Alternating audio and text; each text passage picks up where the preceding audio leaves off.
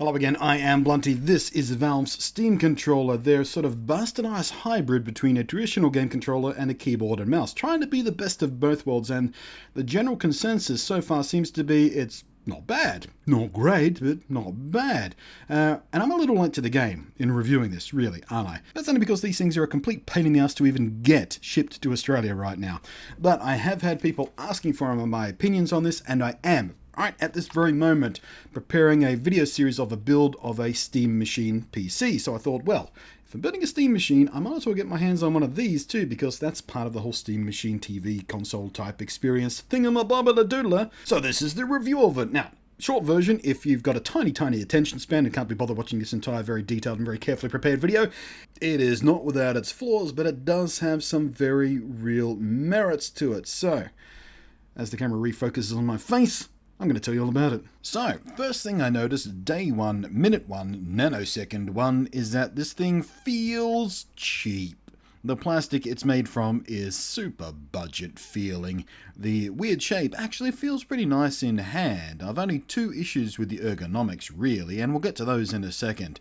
But further to the plastics while we're at it, what kind of drunken chimpanzee, sex offender and severe head injury survivor decided that this stupid glossy black plastic was the super duper clever pants choice to make for a thing that is supposed to be in your hands when you're using it?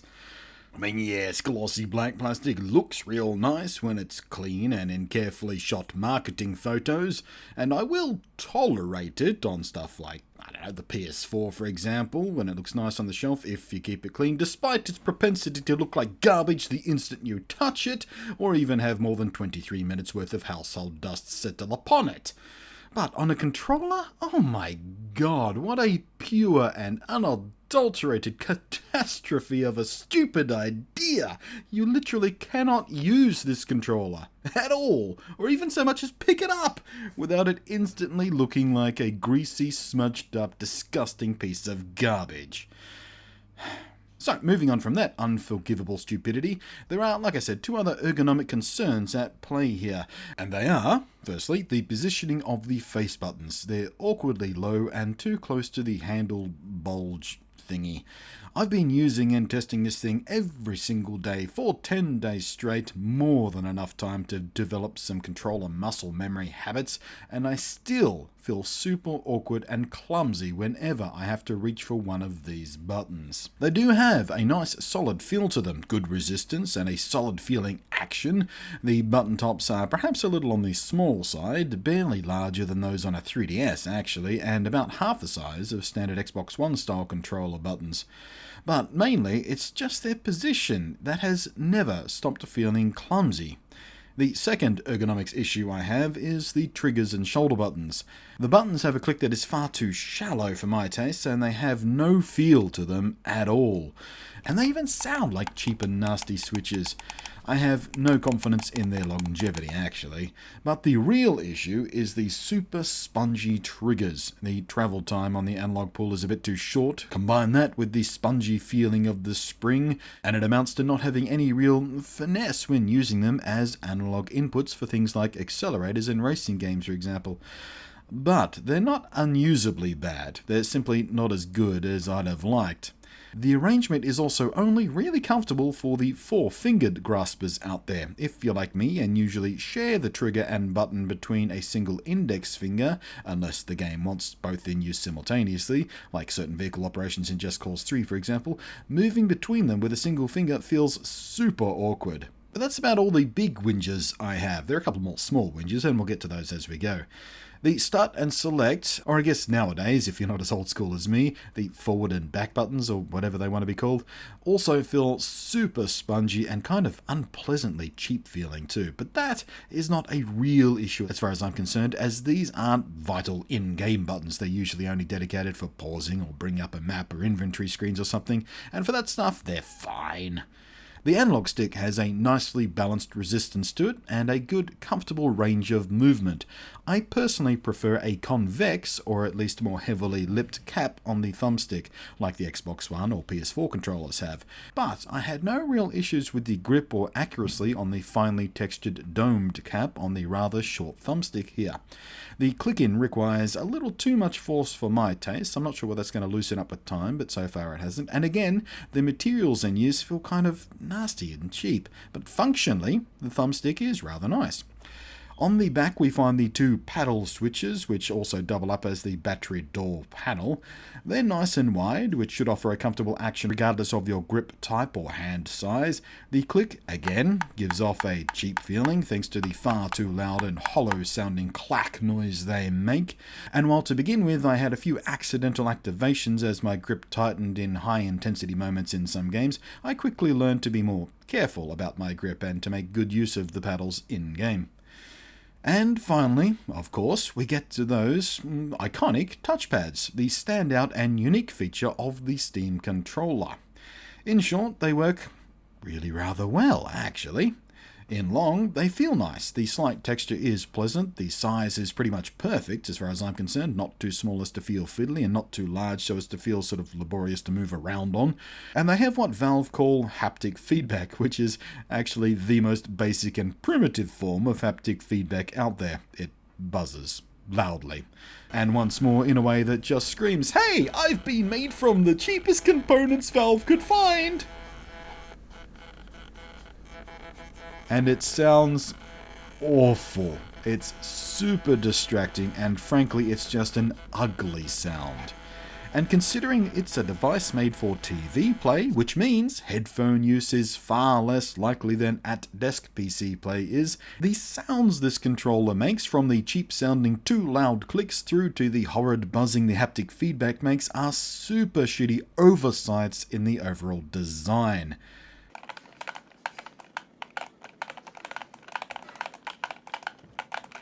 Much more attention should have been paid to this aspect of the controller. But back to the pads themselves. The way these work in-game can vary significantly depending on how you've got the profile set up.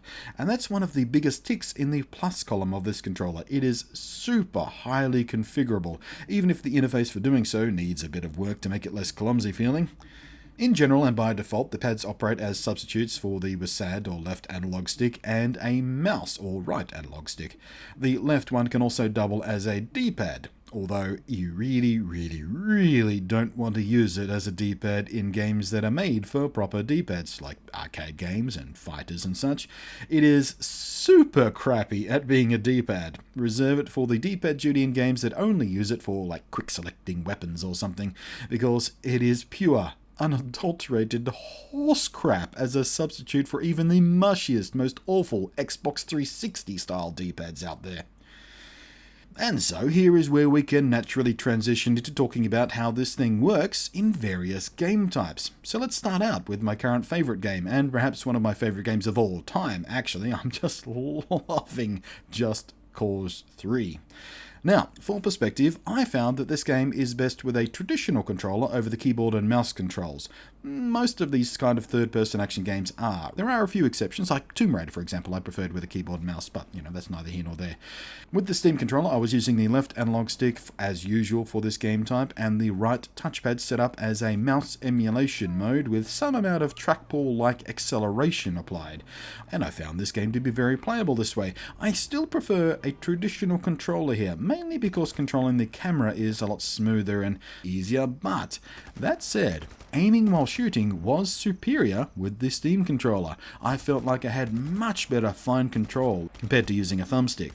But this game's heavy use of the triggers, the shoulder buttons and the face buttons, all of which are simply inferior on the Steam controller compared to a traditional controller, take away from any beneficial aspect that the aiming brings in. I could, if the situation called for it, play this game relatively happily and be effective in it enough to enjoy it properly with a Steam controller, but give me the choice and I'll pick up a standard controller every single time here. Next up, a little Injustice as my representative fighting game. I actually repurchased this game on Steam sale despite already owning it on the PS4, specifically so I could have a fighting game I'm very familiar with to test with the Steam controller. And, as I said earlier, it's garbage. The D-pad emulation on the left touchpad surface thingy is simply horrid for this type of game. And yes, you can use the single analog stick on the Steam controller, but analog sticks for fighting games of this type just feel awful, and there's no exception here. But at least I suppose it's better than the D-pad. I found no combination of settings or configurations that made this game even remotely acceptably playable with the Steam controller. Stick to a proper controller with a real D-pad on it, or of course better yet, get a proper arcade fight stick. By way of focusing my attention on the responsiveness and feel of the triggers, I pulled in Pinball Fx, and here at least the shorter throw on the triggers and heavy click were of benefit. The controller felt nicely responsive, and not once could I blame a lost ball on the controller instead of my own ineptitude. So yes, while the analog input of the triggers is less than I'd like, for games that only worry about the click, this is a promising result. Which of course brings us to a racing game, where the short analog throw of the triggers didn't give me as much finesse and control over the accelerator as I would have liked. However, this was also a good test of the analog stick, its action, its dead zone, its twitchiness. And while, as I discussed on the hardware portion of this video, the domed top and the shortness of the stick aren't to my personal tastes, the action and feel of this stick in-game are actually very good. Steering corrections felt accurate, highly responsive. I have actually no complaints on the functionality of the thumbstick at all, only the form, which of course is a personal thing anyway. Now, moving on for a bit of first-person action-adventure playtime. Without the high twitch requirements of a full-on shooter, I turned to Fallout 4, of course. A game I usually play with the keyboard and mouse, despite some of the game interface being kind of awful with the keyboard and mouse. And it's here where the Steam controller started making more sense to me.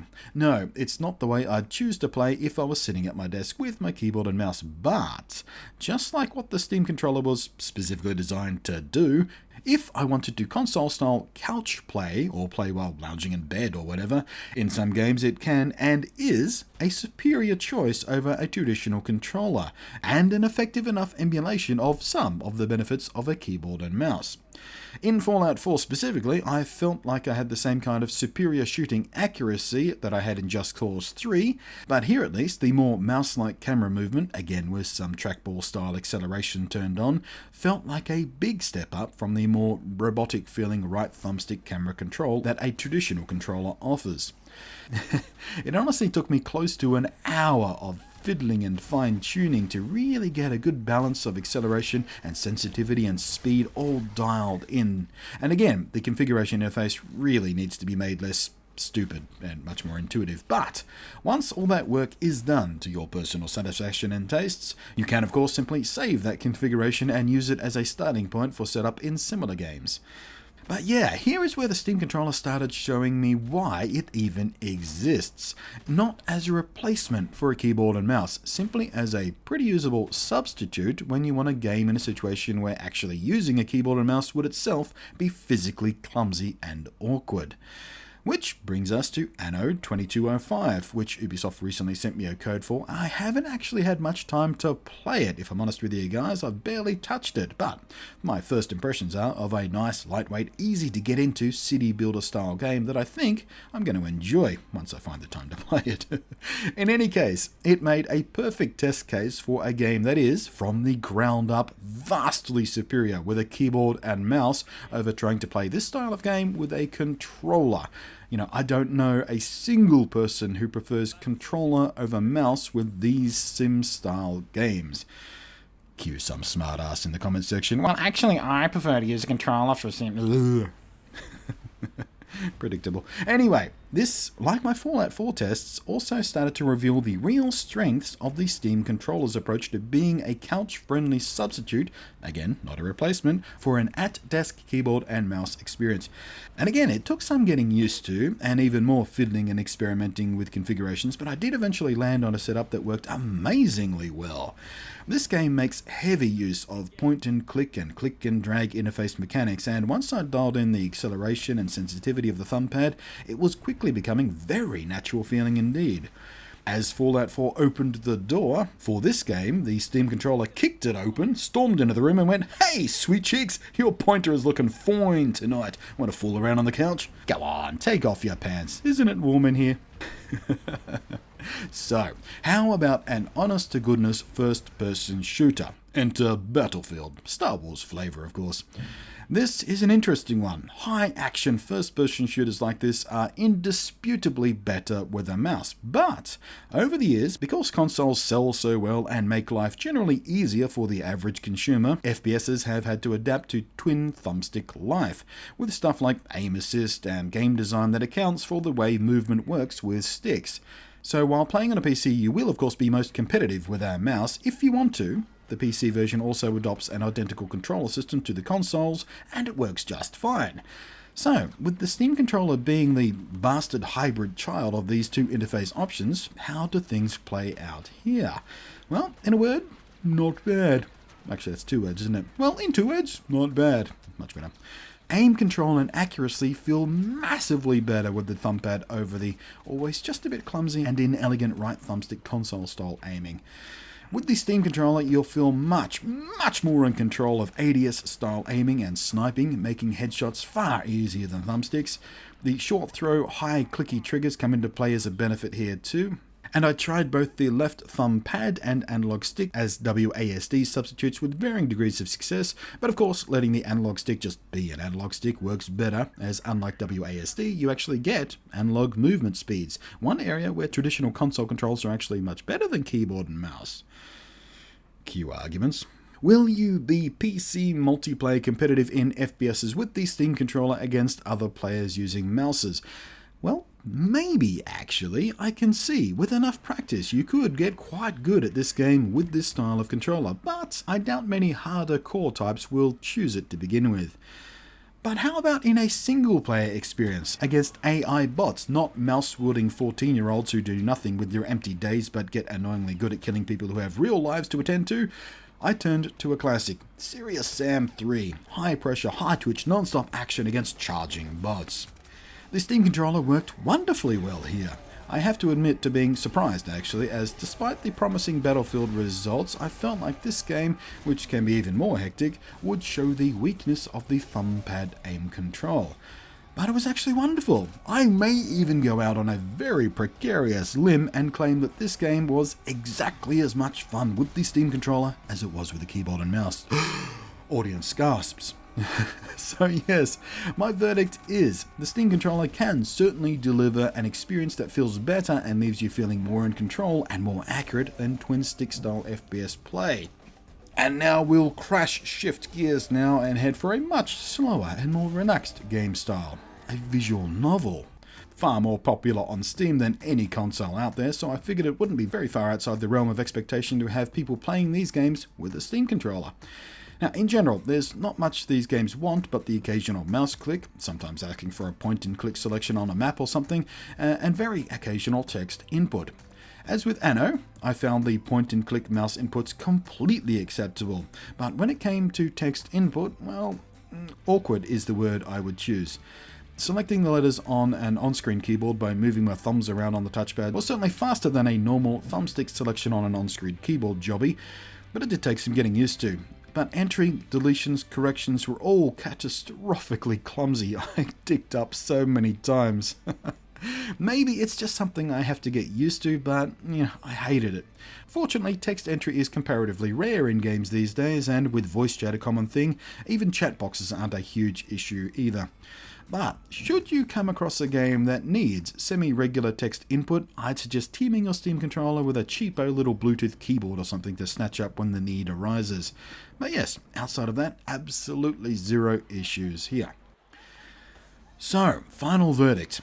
Games like fighters and arcade-style stuff, and some games of third-person action variety, I found a traditional controller to be the superior user interface choice still. But for first-person games and other more PC specialist type games like point-and-clickers and City Builder and Sims and such, and basically anything that plays better with a mouse and keyboard over thumbsticks, Yes, the Steam controller can be anything from an acceptable substitute to a simply downright flat-out good experience when a controller is the more sensible and comfortable option away from the desk, on the couch, or even in bed. Pretty much exactly why Valve made the thing in the first place. Not as a replacement for KB&M, but as an acceptable living room friendly substitute for games that simply lose something important when driven with a traditional controller. Now, I wish it were made with nicer materials, absolutely. I wish the layout was more refined, yes, and I wish the triggers weren't so spongy and kind of awful. But as a proof of concept, it works. As a device, I will keep amongst my active choices for gameplay. It has earned a place, absolutely. And best of all, Valve hasn't just dumped it on the market and went, here you go. It's continually evolving on the software side. Valve has had frequent updates with new features, new refinements, and response to community feedback. And a strong and helpful community is growing around it, offering up a selection of preset community-made controller configurations to choose from a wide variety of popular games. Some of which work vastly better than the default options. Some are just kind of useful starting places for your own customized personal setups. And that's one of the big strengths here. The controller and its software is built in such a way that it is a hugely customizable experience. But after writing this review, I went and looked at other reviews to see if I was really far off the mark or some kind of outlier or something. But all the complaints I made here seem to be precisely the same complaints pretty much everyone else has. And if all the critics are in agreement about what could be better about the hardware, the inevitable version 2.0 should be something quite special. But I wouldn't bother waiting for version 2.0 in anticipation. If you have need of this thing, pick it up right now. It is not without its flaws. Sure, we've gone through them in this video. Yeah, no. But none of the flaws it has are detrimental to the benefits it brings to the away-from-desk PC gaming experience. So if you have need of this thing, go ahead, pull the trigger, order one. It is comparatively cheap as far as wireless game controllers go. It is very interesting at the least to sort of experiment and play with and find out if it's up your alley. Oh, and if you're like me and live somewhere where Valve don't actually sell these things yet, then hit up Amazon.com. That's where I got mine from. When they were first listed on Amazon, they didn't ship them to Australia, but I kept checking every now and again to see if that changed or if there was a third-party seller or something that would ship them to Australia, and I was also checking eBay, and eBay prices are abusive. If you want to make some quick cash, buy a bunch of these and sell them on eBay. Apparently they're selling for like twice the price. Idiots. Amazon is where I got mine from, so you might find that useful information as well. So, I hope this video has been interesting or useful or something to you. If it has been, please be kind enough to do the thing with the buttons as per usual. Meantime, thanks for watching. I am Blunty, and I will catch you next time.